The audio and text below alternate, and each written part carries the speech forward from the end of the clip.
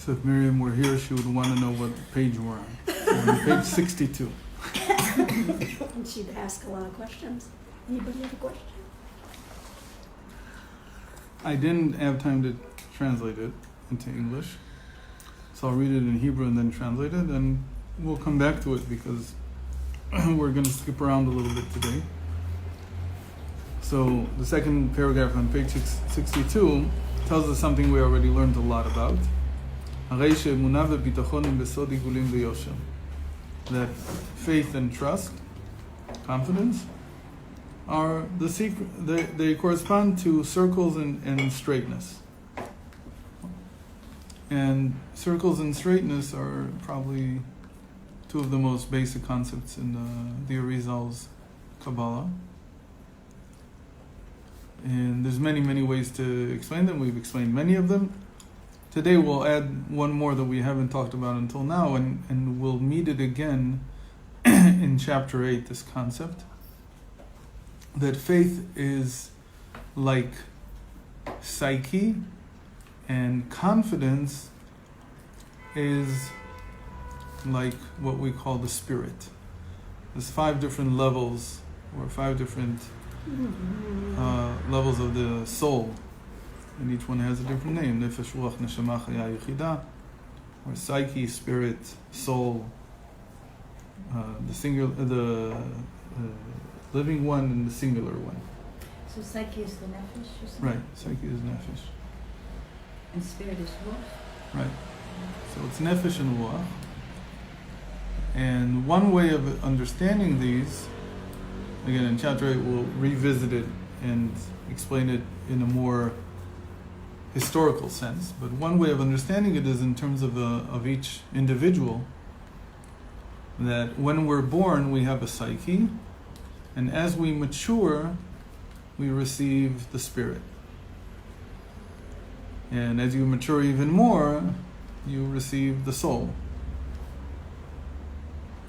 And as you mature even more, it's not that you receive it, you become aware of the fact that you have 2 more parts of the soul that are called the living one and the singular one, Chaya Yechidah, and they represent your connection with what's beyond your consciousness, with your super consciousness. The Chaya is the living one? Right, living one. Yechidah is the singular one. What does that mean, singular? That it's very similar to Hashem in that it's like one. It's singular, the way that Hashem is just one, except it's singular in the feminine form, and Hashem is singular in the masculine form. Hashem is called Yachid, and this part of the soul is called Yechidah.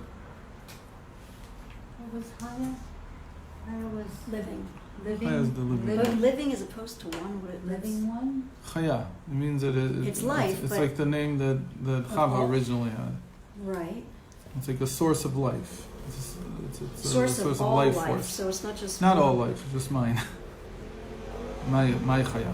It could be that it's shared by everybody. Yeah, I'm trying. But I feel it. Why is it one is one and the other one it doesn't? One is singular and one is living. I'm not sure. What do you mean? That's what I mean. You don't know. Why is they don't seem to be a pair, living and one.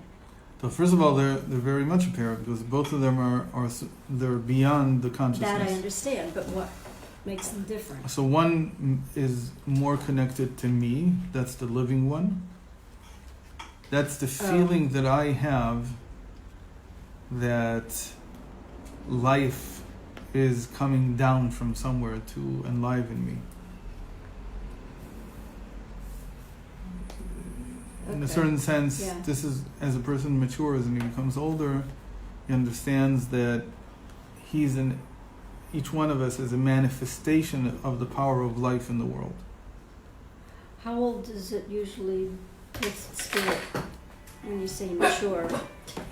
So there could be a person who matures slower, quickly. But what's average? I think that most people understand this to be that way by age 40. 40? Yeah.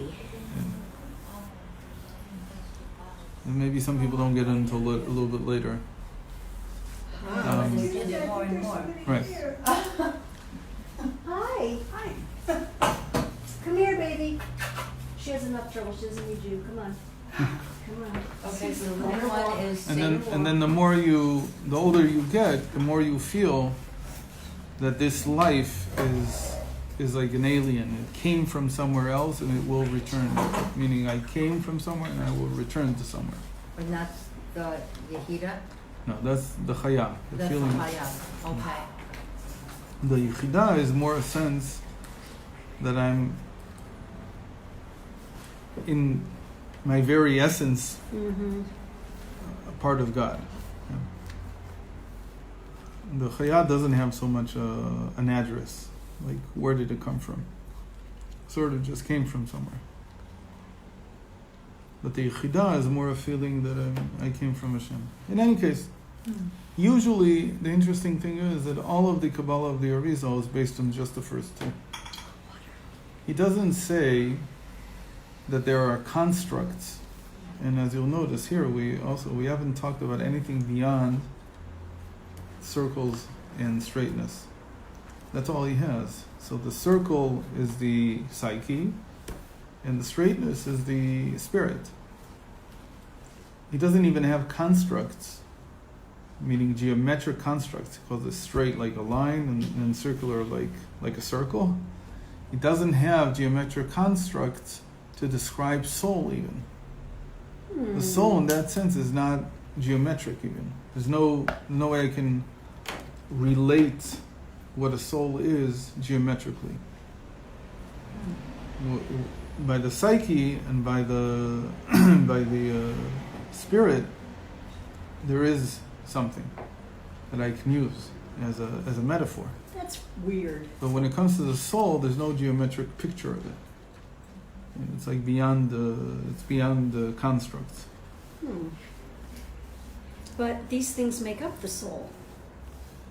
So Seda, it's true that the soul contains all of them. The question is whether you can give it a picture in Kabbalah. Because whether you it's can. more like God. The soul is. I don't know if it's because Why it could else be would- that it's not time and space. do you mean neshama when you say soul? When you say soul, what do you mean? It's called the neshama. The neshama is also a general noun I know. that includes all of them. Oh, So, you so mean I'm talking all about just the level of soul. It's the called just. neshama. Really, that's the intellect. Mhm. And there's a question about whether you can draw a geometric equivalent to what the intellect is. It's not clear at all that you can. I don't understand. How would you Does describe anybody? intellect? But what If is you've already geometric? used up lines and you've used up circles, so what are you going to describe intellect as? Very In a complex. geometric sense, you Correct. say. Very hard to think of something. I can't think of anything. I wouldn't put these two together. The Okay. Arizal did, but Right. that doesn't mean. So why we explained did he. why. So we said that the faith is like a circle because that's what you're creating. You're creating an empty void, and by faith there's no difference between up and down and left and right and darkness and light. They're all the same. And at the first level of faith. The higher level of faith, you begin to tap into what God wants. But at the lower level of faith, there's just a feeling that everything's okay because everything's God. Thank you. We gotta train the dog to answer the door. Get her to go down. Open door. Okay, so and then trust is And linear trust is linear. It's like lines. because It descends. It's piercing reality, right? I'm trying to pierce reality. I'm trying to get into reality. And it's what we called the history of my life, the line of life. but why And call we said that that every trust? time it descends, because you need a lot of trust to enter into the void, to go into the void. Every time you're exercising confidence, basically what you're doing is that you're saying that Nobody. basically what you're doing is you're saying I have enough confidence to enter into the void. And each stage of my life is a void relative to the previous stage that I've already visited. that have already been through. Mazal tov, mazal tov. Mazal tov, mazal tov. Yeah, 2 babies from 2 kids. Right? Amazing. Cool. It was some Shabbos. I'm surprised you're here. What? I'm surprised you're here. Me too. Tell me what the mazel tov is. I'm sorry? What's the mazel tov? You didn't Two read. new granddaughters. Oh, mazel tov. No Shabbos. Oh my goodness. And they're not even twins. Hashem. What? Yeah, And they're not two even different twins. kids. No, not twins. 2 daughters had. My daughter and my son. Oh my gosh. Did they know they had the same due date? Not at all, they didn't. Wow. They didn't have the One same was due late date. and one was Early. early. They met in the middle. Like they were waiting for each other to come. Oh, that's sweet cousins. Yeah. Twin cousins. Abby's not here, huh? Right, because she's having a bris tomorrow. Right. Need confidence Okay. to enter the voids. So that's the feeling. The feeling you should have about trust, about confidence, is you're boring, like we said. You're digging through the earth. You're trying to get to your goal. Now, It's fine. Have some water too. in your coffee? Yeah. It's too hot? Too strong, sorry. No, it's neither. I just like water and make water. Since when? You've been here for 6 years and you haven't asked for water.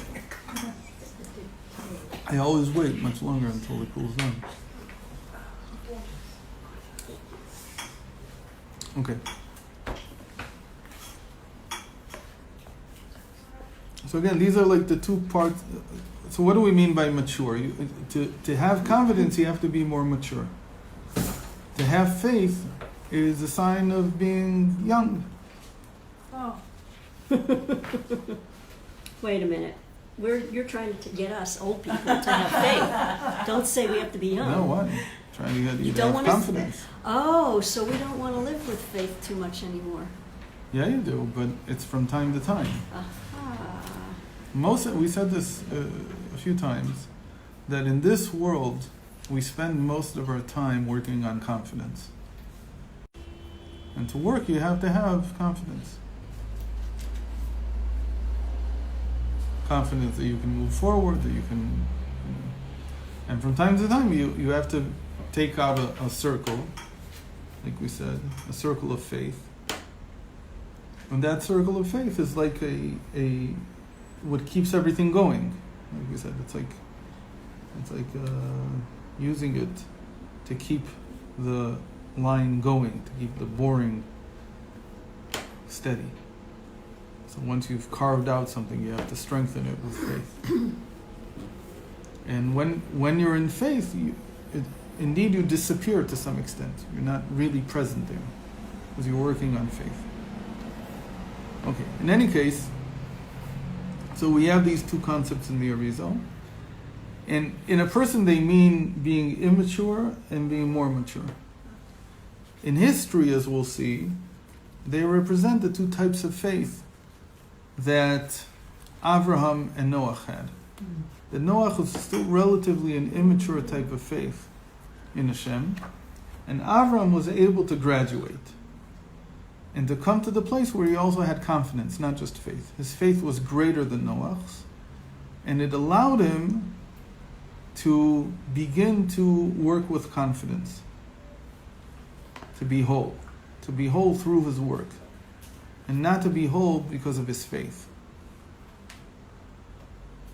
That's the big difference between them. So it's the same thing in each one of us. Each one of us has a sense of Noach. What does Noach want? He wants to rest. You sit down and everything's good, it's all fine, don't have to do anything. Just to have faith in Hashem. Hashem doesn't want anything more than that. But Avraham, how does he start his story? Lech lecha. He begins to walk. He's got a path to follow.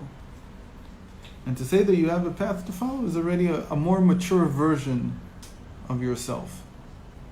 That I want to achieve something, I want to attain something. I have a mission that I want to fulfill. Is there a critical mass of faith that you need to have in order to, that you can move yourself into your confidence? Or at any point along the, In a certain sense, it's almost contradictory. Meaning that if you have too much faith, you won't do anything. Right. so it has to be, So you have to move. To say it in another way, that I'm not saying this is the right solution, but when we were, still are, but in a state of being in exile, you live on faith. There's not very much you can do. So you exercise a lot of faith all the time. You purge all the time. You say, it's okay. It's all in Hashem's hands. It's all good. It's all good. At a certain state, you have to emerge from that faith into confidence to begin to do something. If you don't emerge into confidence, then you'll stay in that state forever. You'll never move. That's why we're stuck where we are here, because there's no confidence. Right. So the Zionism was a state of moving from faith to moving to confidence. Except that it was done in a way that wasn't according to Torah. But the idea is the same idea, to begin to move. Really moving forward. What? Noah's Ark. No. To give the heart against everybody and go and Yeah, but he did it kind it's not confidence. No, It's only because faith? it's between himself and himself. He didn't really affect the world. He didn't really have. He didn't affect anybody. You're He had faith in Hashem that it would work out. He had to have faith to go into it. When he invented the didn't, plow, he had to have. And the plow was more a symbol Oh. that he had the Right. potential, and probably that was the reason why Hashem selected him, because of the plow. When you even think about the plow, you even think about that it's carving a line into the earth. It's like that's what it's doing. It's very, very related to the line, to confidence, וזה משפיע לכל העולם. and it affected the whole world. In that sense, he had very good success, Right. So but how he could couldn't be carry stuck it over to something greater. Meaning, when it came into something that was, we'll call it ethical, there he already had a problem. He was a technologist. He wasn't an ethicist. He wasn't into ethics. So he couldn't. So you're saying Zionism wasn't ethical either? No, I didn't say that. I'm just You saying that it's not according to Torah. Meaning that according to Torah, there was supposed to be some other something that should have happened, but it never happened. What? Never happened. Nothing ever happened. The Torah stayed. The people who place Torah above everything else, they sort of stayed in the same place. They're still waiting. They still have faith that everything will turn out okay. But what are you willing to do? So that the Rebbe tried to change. He tried to give an interpretation of what confidence, according to Torah, would be like. So it's not to say Zionism is completely wrong, because it definitely did one thing that is possible. What's the one thing that's very possible? Because the Baal Shem Tov tried to make that happen, and he succeeded to a very limited extent, but he tried. He also saw the same thing. He wanted Jews to start moving to Eretz Yisrael. But he certainly didn't want them to move to Eretz Yisrael and create a Secular state. secular state that is not in any way Right. related to Torah. Right. That he didn't want. Is it the So real Zionism? once Never mind. Zionism turned into that, so that's when also the Hasidim also decided, well, we have to find a different line to move, to follow. So that's where Shluchus came in. That's where the Rebbe invented Shluchus, basically. And not just Shluchus, that every person has a mission in life, but also the feeling that there's a void that's been created, especially by the state of Israel, where it's not taking care of people at the personal level outside or even inside Eretz Yisrael. And so that the Rebbe decided that will be a good place to start getting people to move, because that didn't exist before. There was no movement in the Jewish people in the 1900s that made it a point to set up a Jewish house in every location, and so that people would have somewhere to turn. as Jews. There was nothing like that as far as I'm aware. What was the Rebbe thinking about with Kfar Chabad? Like, what was the impetus for that in Israel? So I think he didn't start it. It started in the time of the Rebbe Rayatz, the Friediger Rebbe. Uh-huh. And I think that he wanted there to be what Chabad always worked for, which is to be agriculture. It's one of the things that Hasidus was, especially Chabad, was different than other sects of Hasidus, was self-reliance. That they wanted people to make a living. They always saw work and learning as two halves of a single, or two sides of a single coin. There was never such a concept in Hasidus that people just sit and learn all day. People did that once they reached age 60 or whenever they couldn't work anymore physically. But it wasn't an ideal to begin with. It was never like that. Obviously, there's special people who, for them, Torah is a job like any other job, and so an occupation.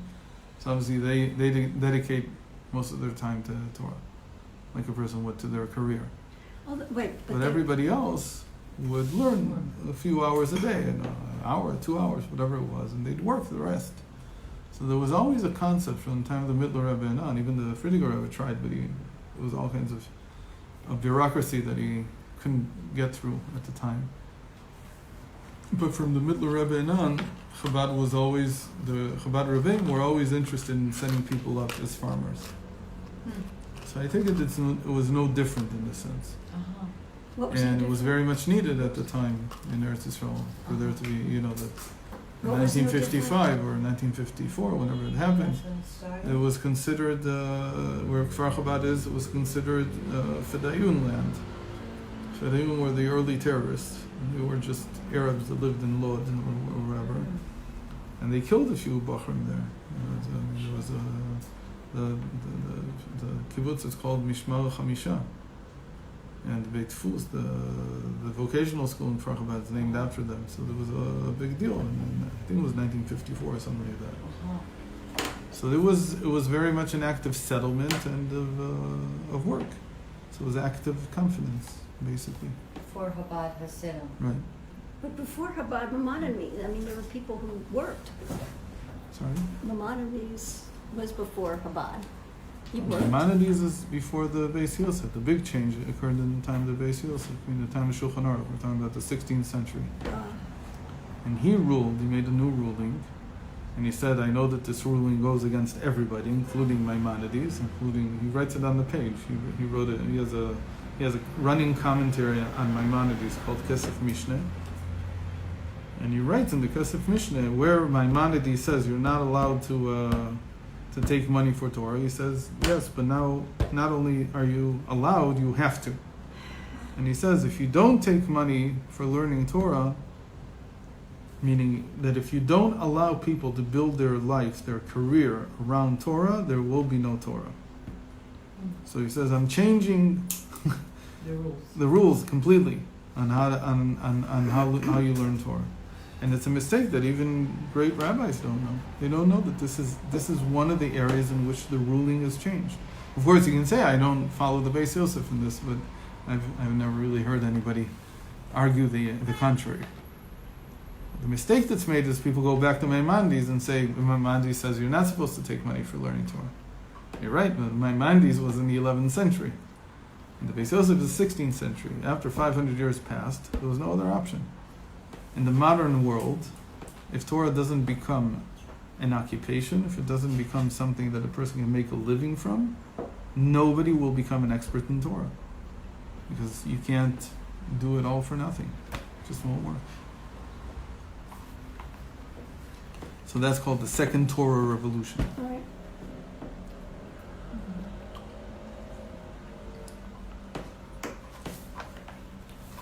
So Avram and Noach, they represent faith and confidence. That Noach is a state of faith. I want to be Noach. I want to rest. And Avram is to walk, to start moving, to have a goal, to pursue something. And that's confidence. So that also occurs in the person, because the first years of a person's life, what should be the main teaching? So the main teaching is to calm down. Everything is okay. And gilach, you mean? Okay, as a child, nobody's expecting you to achieve something. It's not what we look for. What are we looking for? We're looking to teach the child to be calm as we can get him to be. If he's calm and every time, for instance, he scrapes his knee, you say, it's okay, nothing will happen, it's all good. So they come to appreciate the fact that even though it looks like it's terrible, it's not so terrible. That's faith. That's what you build in the first years of life.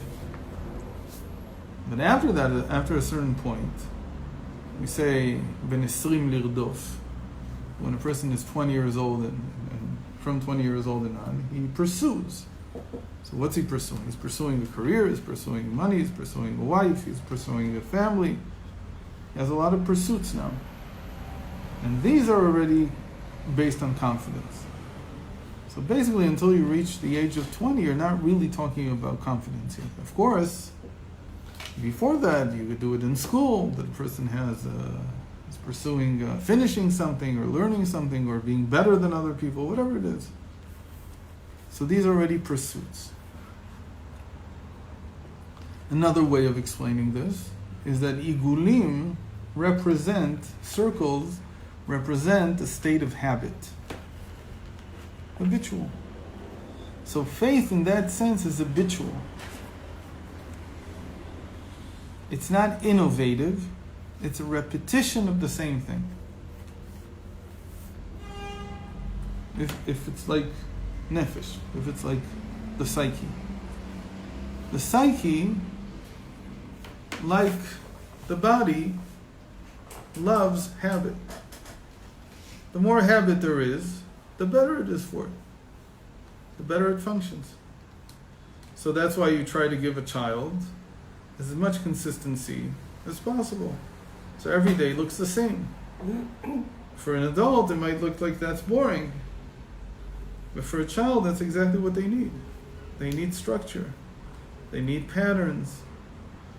They need, how do you call it? Every day you have a schedule. They need a routine.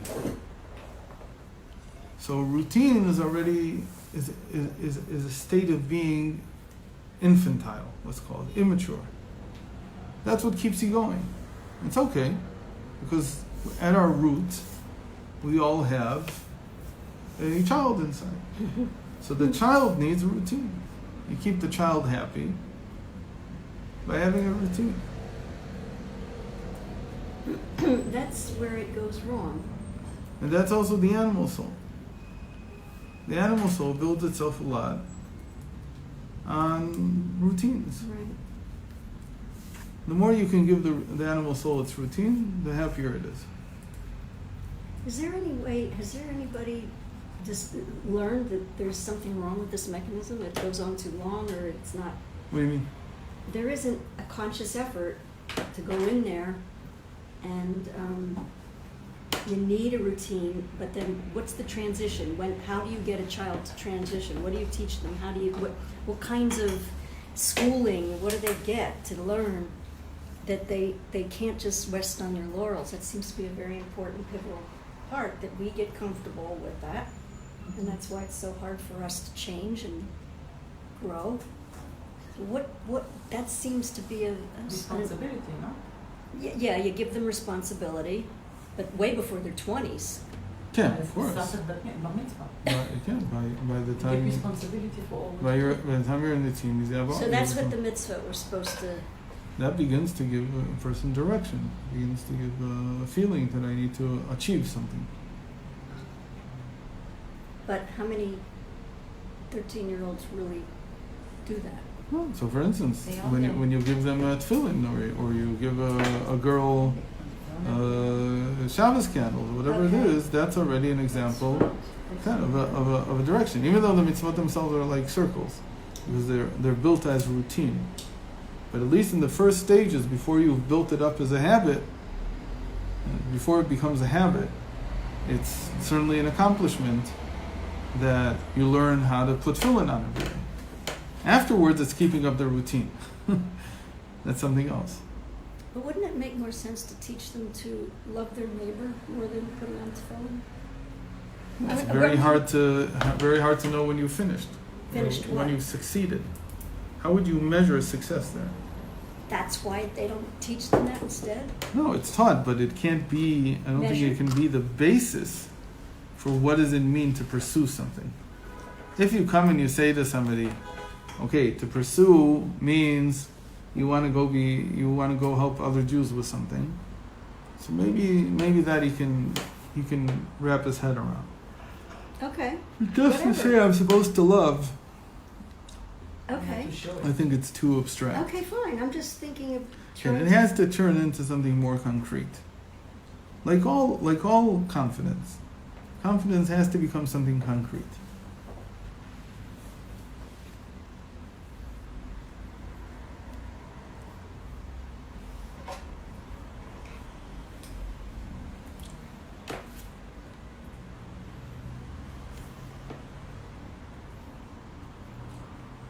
Okay.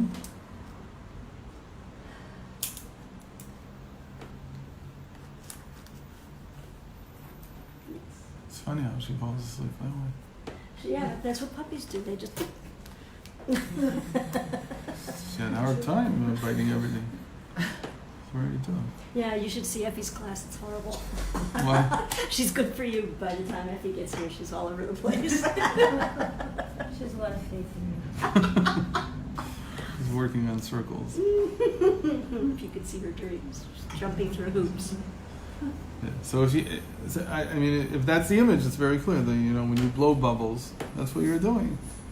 You make bubbles out of. Yeah, you're making a lot of circles. It's very calming. I'm just trying to relate this. We all love it. Yeah, everybody loves. It's very childish, There's got to be some but way it's great.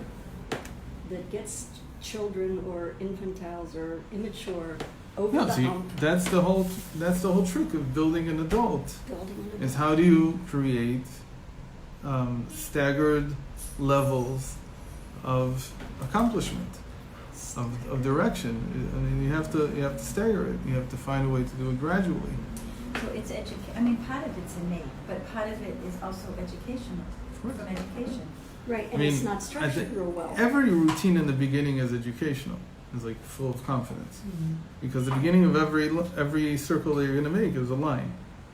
So there has to be a certain line. So, for instance, to get a child to commit to brushing their teeth every day, or twice a day, whatever it is you're working on. So there's a lot of confidence needed in the beginning that you can do it. But since they can't do it, so you have to accompany them. You have to take them by their hand and get them to do it. And then, but over time, it becomes a type of routine. It becomes something that then you can let go of their hand and it just keeps churning around by itself, theoretically. But the real type of confidence is the stuff that's not a routine. That's really a chiddush. It's really some kind of novel idea. And that we call spirit. Like when it's 13-year-old, That's what. for the first time said to Mama in public, I think that's a tremendous step from childhood to Incredible manhood. accomplishment. Yeah. What is it? A 13-year-old. Yeah, the rest of the world, they lay in Torah. But a speech in public, Ah, that's a tremendous Right. change. I think that's changing. Mm-hmm.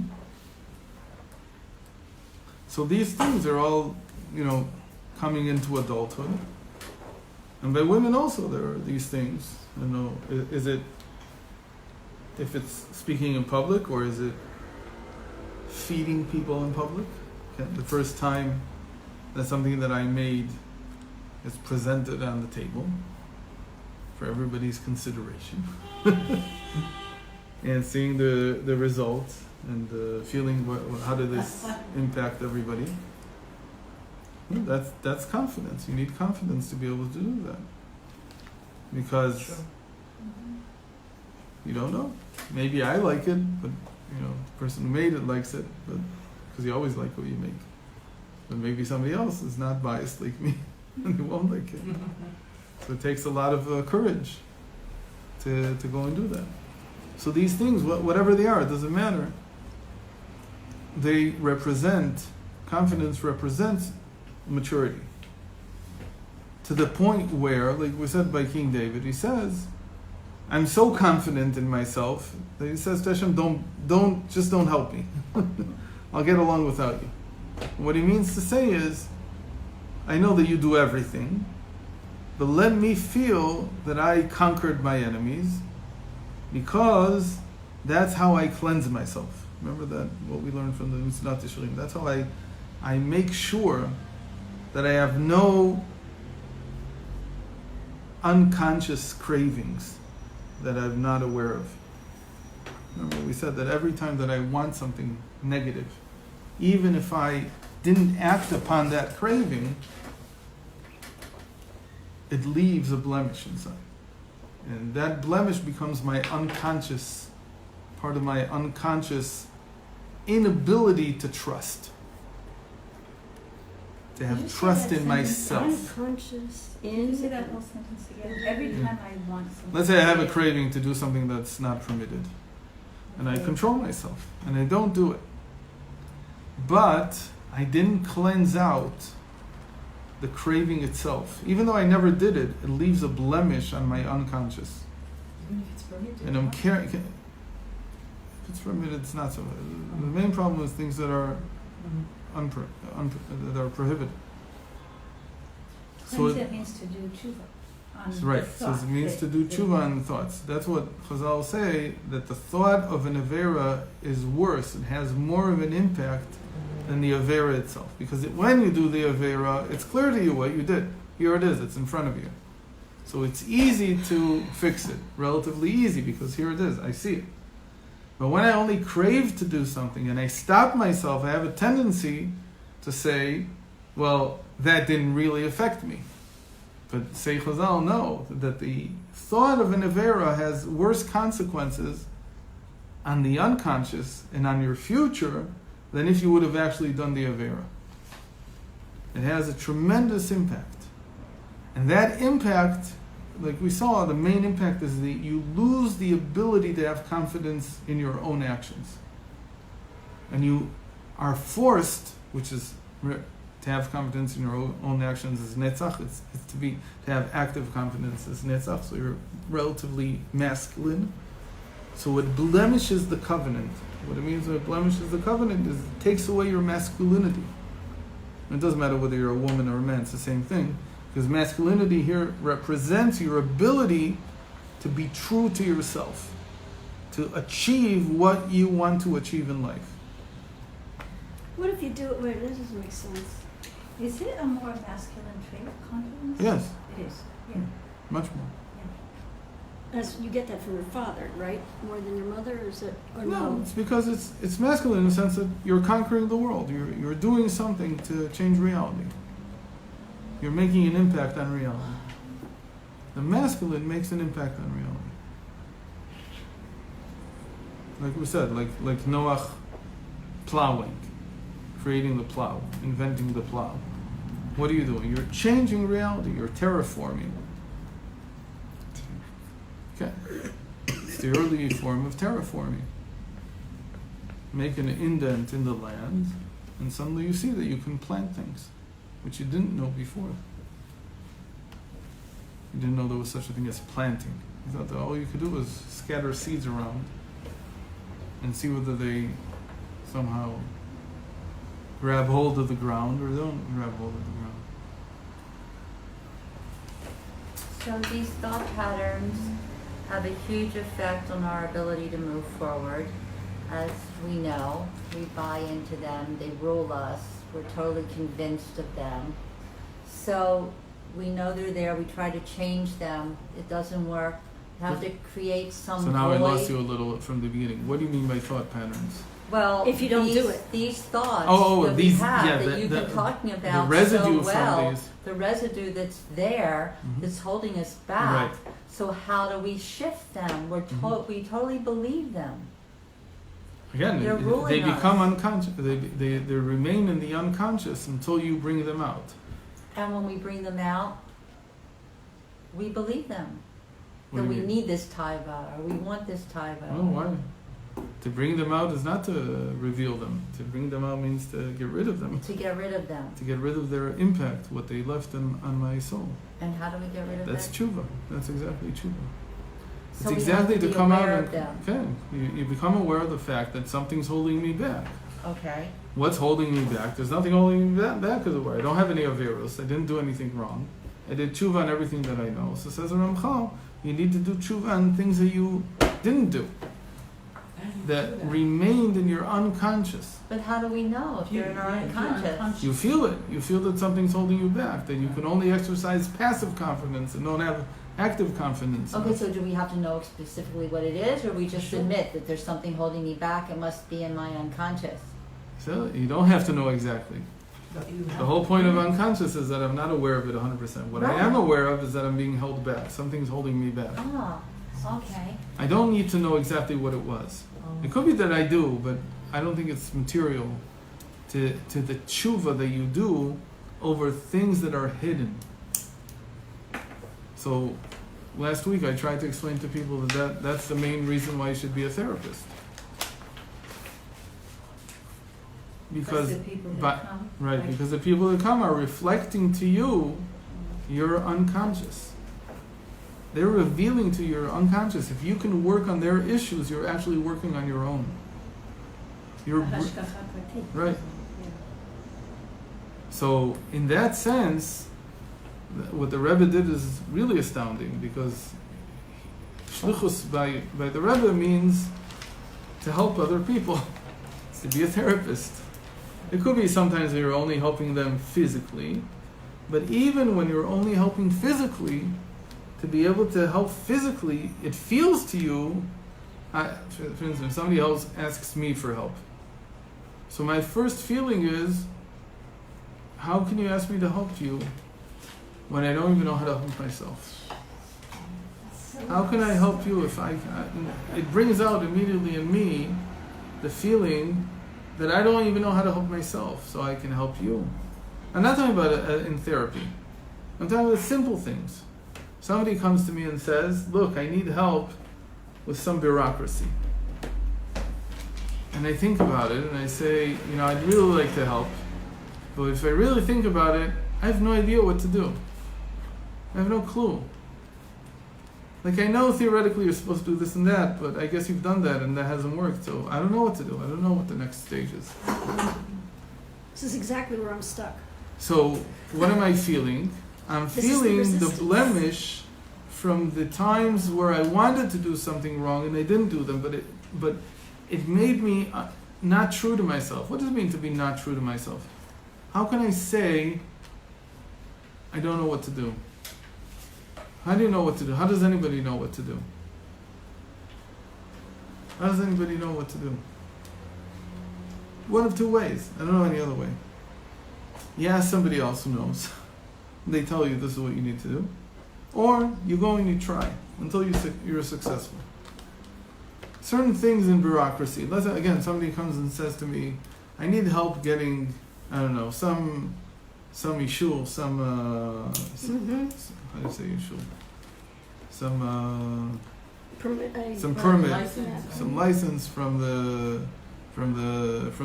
state of Israel. I don't know what. And I say, look, theoretically, you're supposed to do this and that. They say, yeah, but I've done that. It didn't work out. So, if it was up to me, what would I do? If my answer is, well, I wouldn't pursue it. It's not worth it. Forget it. It's just not worth it. So I have to really check. Is it really not worth it, or am I not true to myself? Which is it? Am I stuck with myself, or is it really not worth it? It could be that really, you know what, this permit, just go and do it. Nobody's going to check your permit anyway. Just don't bother with it. But if I have this feeling that I'm copping out, that I really would need to get that permit if it was my life at stake, my benefit at stake. And I can't, and I think about it, and I know I wouldn't go and pursue this.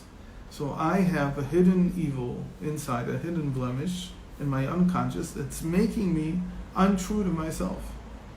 Because if a person's true to themselves, if this is needed, they'll get it. They can pursue. They have this. They can put an objective in front of them and go and do it. If I have a problem calling up somebody who I don't really want to speak to, everybody suffers from that. What is that?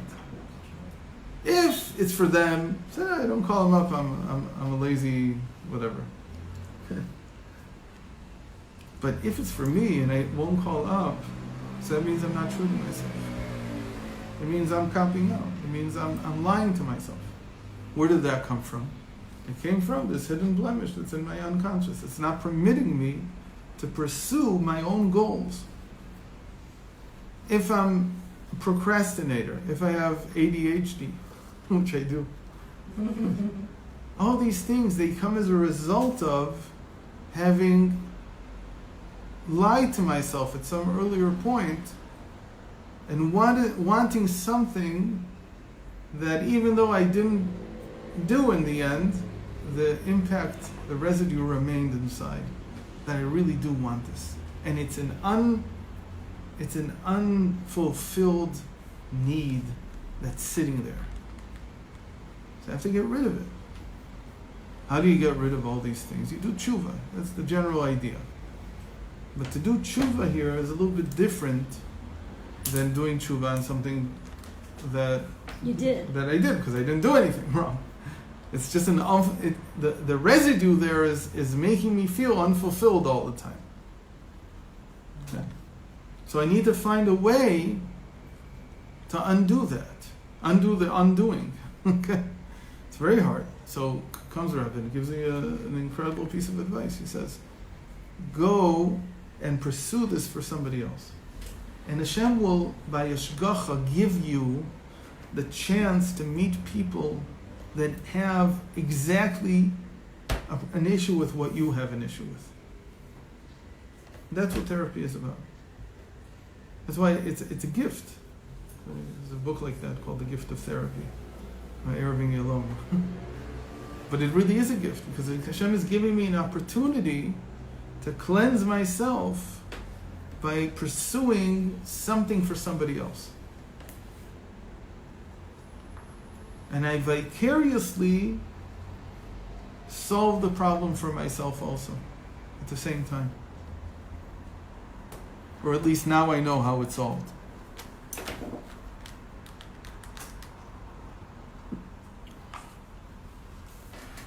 This is very common in people.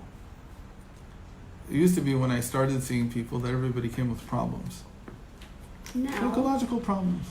Now, most of the people that I see, very interestingly, they want incentive. They want confidence. right, they're looking for 'Cause- confidence. Because that's what's stuck. They're stuck with not being able to fulfill their lives.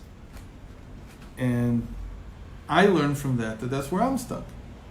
And each what person you that I help that way, supposedly this is one of the strongest methods to unstuck myself, unstick myself. And that's what you find yourself teaching the house. As it happens to be, as it happens to be, that's where I'm sitting right now. It's not that the other things don't exist also, but today I see far more the connection between having unfulfilled cravings and being stuck in terms of confidence. That the more you're left with this feeling that I wanted something and I didn't pursue it, the more you do that, the more you're actually stuck with being unable to pursue what you do want a person. What's the connection? Again, the connection is this fulfillment thing. I didn't fulfill the craving that I have, and so it lingers behind. It's like in the background all the time. Let's say it was really for something that was prohibited. So what am I not able to admit to myself? That I still want it. it's there. And so every time that I start pursuing something, it suddenly shows its ugly head. And it says, but you've never fulfilled me. What about me? What are you pursuing here? And so if my pursuit suddenly, let's say I have a plan, today I'm going to do A, B, C, D. I start doing A, and halfway through A, I get stuck. Why do I get stuck? Because it didn't work out the way I wanted. Let's say I wanted to write an article, and halfway through, or after the first paragraph, I have to get up from my seat and walk around for 10 minutes. What am I really doing? I'm running away from myself.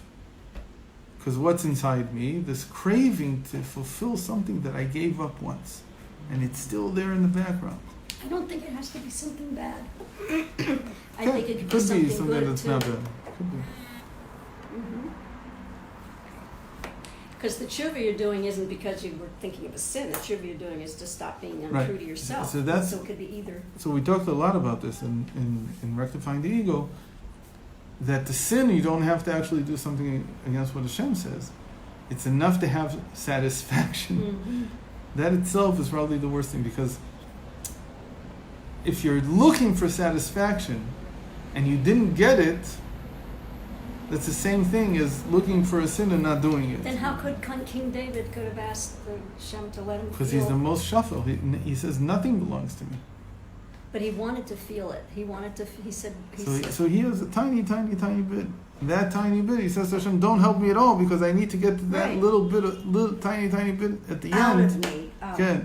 Oh. That's all that's left, but you can't help me even to the end, because by the others it was, I'll do the beginning, you finish it. Like King David was, I have to do it from A to Z all by myself, because really my test, or where I'm working, is on Z. It's not the beginning. The beginning doesn't matter. I have that down already. But when it comes to the very termination of the act, that's where I'm stuck. Yeah.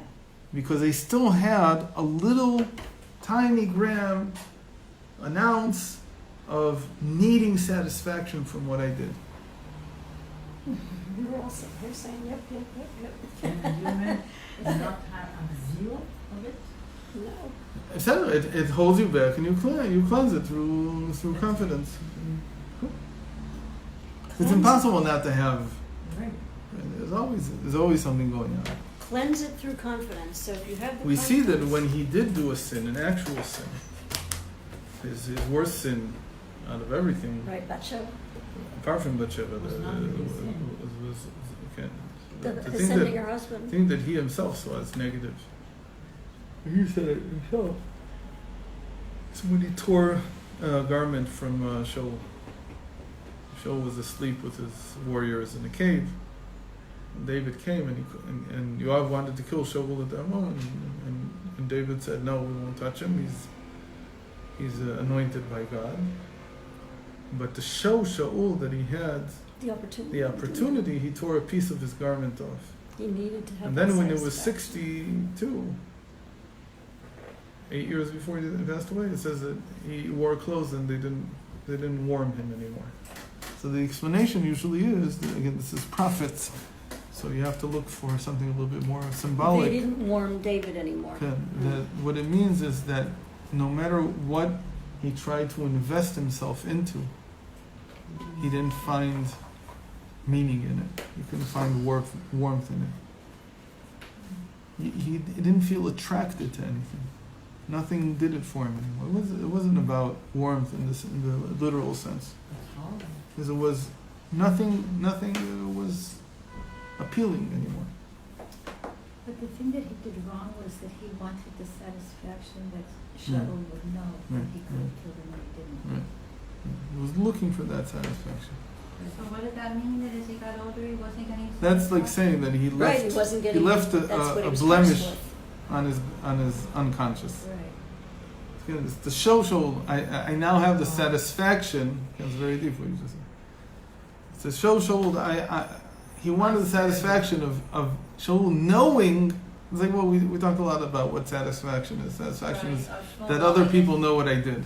Okay. And that's the biggest satisfaction. That everybody should know that I did so and so. Like we had that terrible joke about a guy who was walking down Hollywood Boulevard, and a movie star stops him right in her limousine, and she says, "Get in." And he thinks no thanks. So afterwards, his friend who saw this whole thing, he asked him, "Why didn't you get in?" He says, "Who would have believed me?"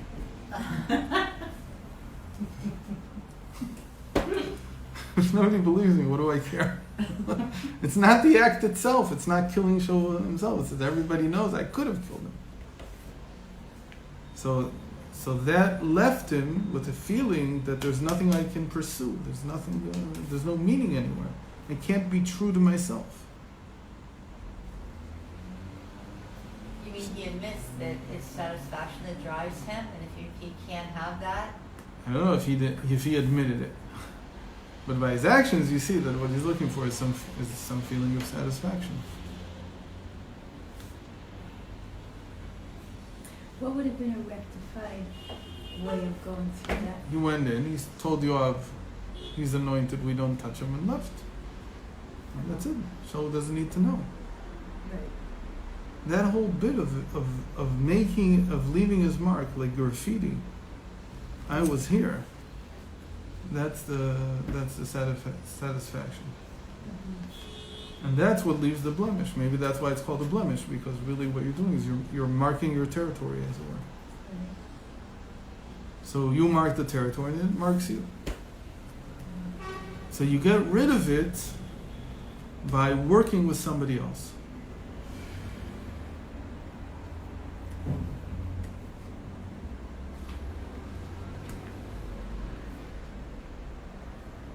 And this is somebody else who teaches the Torah to Nefesh talked to me 2 weeks ago, and he also said that most of the people that come to him today are with motivational problems. They can't motivate themselves to get their life in order. They're not, as it were, they're not suffering from something psychological. They're suffering from this lack of ability to be true to themselves. And so this is a very important way of understanding this, that really it's a residue from your search for satisfaction in the past. That's really what's causing it. So you have to look, and where did you meet with failure? And it left you, strangely enough, it doesn't have to be that. It could be that I craved to do something that was prohibited, but God prevented me. He saved me. I wasn't able to save myself, but Hashem saved me. So what am I left with? An unfulfilled angst. I have this yearning to still do this, and I'm stuck with it. So I might not even be aware, because I never really conquered my Yetzer Hara. I never really conquered my yearnings, my cravings. God did it for me. He cut me short. He did me a favor. But then I'm left with this need to still fulfill it. It's still stuck there. So it could very well be that that's what you're looking for. The moment that you rectify those, when you acknowledge, really what's the acknowledgement? The acknowledgement is that everything is in God's hands. Acknowledge everything what? That everything is in God's hands. Everything's in God's hands. Even if I would have been successful in something, it would have been in God's hands. All the more so when I'm not successful.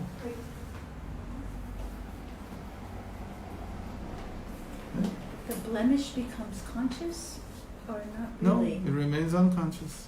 You're not aware of it until somebody else But comes to you your and says. sense changes, because But your inner ability to be true to yourself is diminished.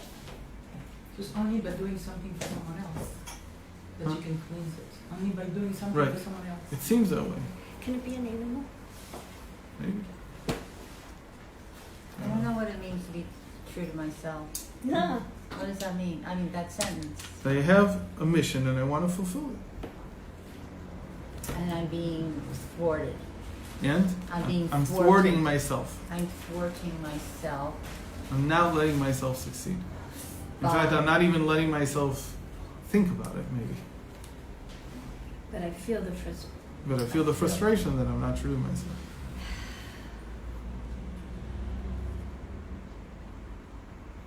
So one of the things you see about people that are very true to themselves is they don't look left or right. They just they're like bulldozers. They have something to achieve, and that's it. And the world will turn upside down, but they'll achieve it. Meaning they'll die trying. That's what they call it. Nothing will thwart them.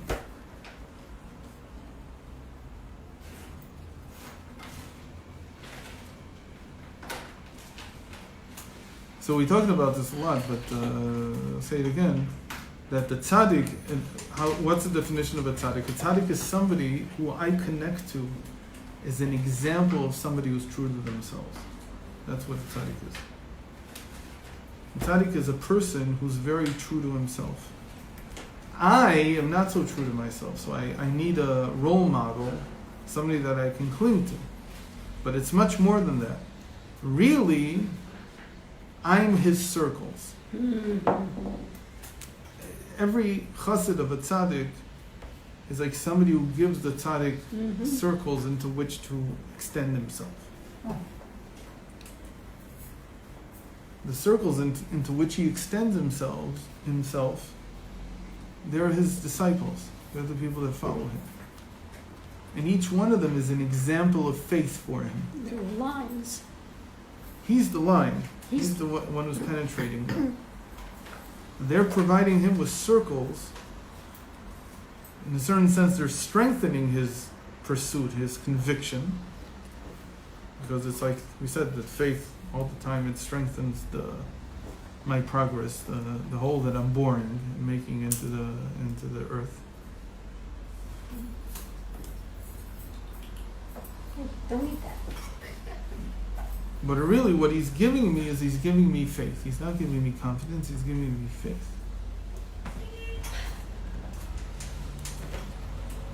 And I learn from him how to have confidence.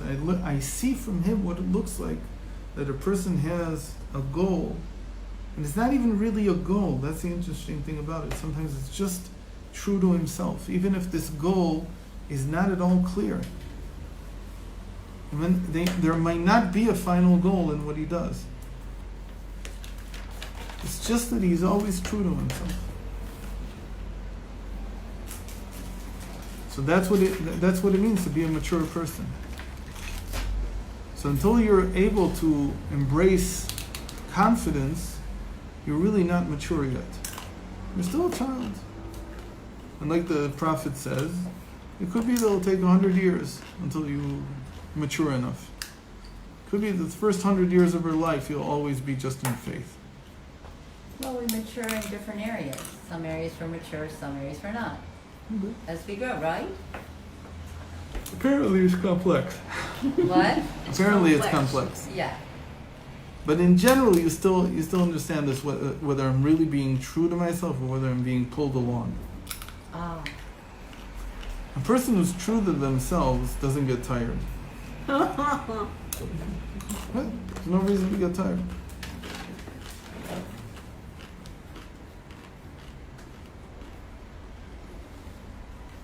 Okay. As you yawn. Talk about tired. If you're true to yourself, what about your kids that tire you out? That you're still being Same thing. You're being true to yourself by being good with your kids. That too. And also understanding that if I'm solving somebody else's problems, it happens to be my kids, I'm really getting rid of my own unconscious blemishes. Not to see these things as a waste of time. No, it's not a waste of time. But it It's makes you an tired. incredible thing that every shaliach feels, that whomever they help is always a mitzvah. Right. It's never a waste of time. And it's not even as a means to something. They're not like saying, well, if I help them and I help them and I help them, out of 10 people, somebody's going to give me a donation. It's not how it works. None of the people do you think about what they're going to give you back or not going to give you back. What you're thinking about is that I want to help them. and it's a shachar, whatever comes, And comes. exactly, Even and- though and you to might feel, design right. it differently. And you can't think you're helping yourself. You have to think you're helping them, right? So, again, because it's unconscious, so if you think you're helping yourself, you're probably off. You're not sure, you can't be 100% sure what you needs to be fixed.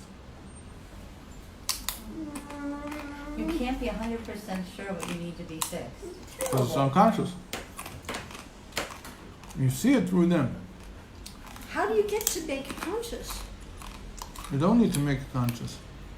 What if They're the conscious version of it. But you can see it through every single person that comes into your sphere. The person that gets on the bus in front of you, someone that says something to you is for you. So Mhm. the Baal Shem Tov says that. So it's Uh-huh. not just in therapy, Right. it's everyone Yeah, in your yeah, of course. world. That's what I meant. Okay. But to be a therapist is even better. Uh-huh.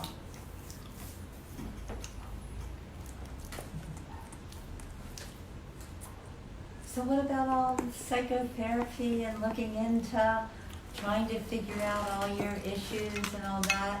You're saying that it's unconscious, that you can't get to them. You know, you can't know. Very hard. So what do you do? What is defined. You work with other people. You get to yourself through other people. So we should all drop out of therapy. It all start therapy for other people. With other people. For them. You need confidence for that. Mm-hmm. Which I don't What have. we just said is the opposite. It Oh, gives you you don't need confidence. That's It what gives you confidence. Right, but you need a certain amount of confidence to open that door. I don't know if you need confidence, you need an impetus, you need a motivation. And if the motivation is that this is how I become true to myself, I can't think of a greater motivation. You have to believe it. You have to have faith. Faith. With that you have. I want it to become Plenty of conscious. faith. I do not want to work with unconscious. I want to know what I'm working with. Well, every person that comes in front of you is what you need to work It's a with. reflection of yourself. Can you It's a reflection of yourself. What do you Can't reflect figure it it out. out? Where is that written? I mean, what do you mean? It's everybody that comes faces it. Is that the way Hashem made the world? That That's the way Hashem runs the world. He runs the world that, for me individually, anything that I see or do is connected just exactly what I see it. Right. Hashem runs the world that way, so we don't Wow. see it directly. That's, it's like the world is a world of mirrors. Just open your eyes, right? Is what To you're keep saying. it all Mirrors. You're just saying open your eyes. Mhm. Basically, really keep your eyes open all the time. Right? So I said, But of all course, you see is what's it in can the be mirror. any moment in life, but with therapy, it's much stronger. You actually see yourself in the other person.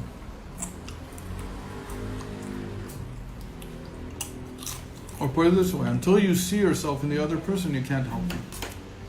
Right, we know that. Oh, you And know we what don't there- believe necessarily it's that easy. No. You don't believe that? I don't think it's that easy. I'm afraid I can't do it. To do something for someone else. You'll see it at the level that you can see it. Could be a child, could be anybody.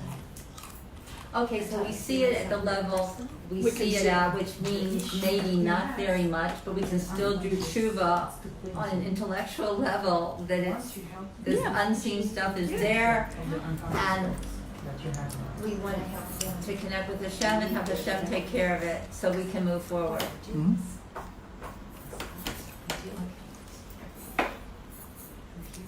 Okay, so open the clinic again. You write your book. What? Write your book. That too. It's on my list. You need confidence with that too. So we don't get clients, that's the thing. I think we How all are would we like to do trying? that, but we've tried. There's always people asking me, is there anybody from here taking people? Say, I don't think so. Who's asking you? I don't know, like every month, there's somebody else who asks me. Ask you Why what? don't you send them to us? Because I didn't know there was anybody who was doing anything. From what I know, there's Look, nothing happening. whenever I You mean was for seeing English clients, speakers? I was seeing them at my house. You don't have a clinic space. Yes, you I do. don't It's think here. I also see people in my house. Uh-huh. So we're open to receiving clients. For sure we are. So start with just young women, From where? Why young women? because the benefit that we all have is age Mm. and experience. It's a big thing that young people don't have. They're not being taught by elders anymore. They're No, being but taught there's a by lot of- I feel- 25-year-olds. There's a lot of people our age that have worked so hard and they aren't, nobody, it's all being ignored. It's always the young people under 30. I'm sorry, that's, it feels like. What do you mean? It's okay. Are you Just okay? helping, whether it's whatever it is, it's the young people that gets the help and the focus. And the Really? people, and the young people need their parents and their grandparents and their mothers and fathers They to won't feel listen to them. whole. They won't listen to them. Their neighbors, somebody will, maybe not their own parent, but definitely, So it can be you. right. But I'm not young. I'm not saying that you I mean, should I go. am. You're not old. I'm not saying I'm you should 26. go. That's young. Oh my God. I'm not saying that you should go get therapy. I'm saying you should be the therapist. No, I am. I mean, do massage, so I'm a therapist in a different Okay, way. That's, so- but you still, people tell you everything. You have to be able to hold the space. Mm-hmm. I'm trying to figure out where to send people. That's why I'm here. I mean, I Oh. can't. Well, here we are. Yeah, I can't. I want So people that's that how are it gonna works. be You have this connected with referral Lauren. system. The people enter on the ground level with physical massage or something like that. That's what? Ground level? Yeah, and then you move them up. You can tell them, Yeah. look, I can help you with the physical side, but you have to understand that really, if you want to get to the core of the issue, Right. you've got to go to The the soul mental is side. what's sick. And you have to hold that space so that they don't close Right, it. 'Cause right. They could be opening it to you a little, and if you close it, Right? so that's. So I need to find out who's. Okay, what time is it? 1:17.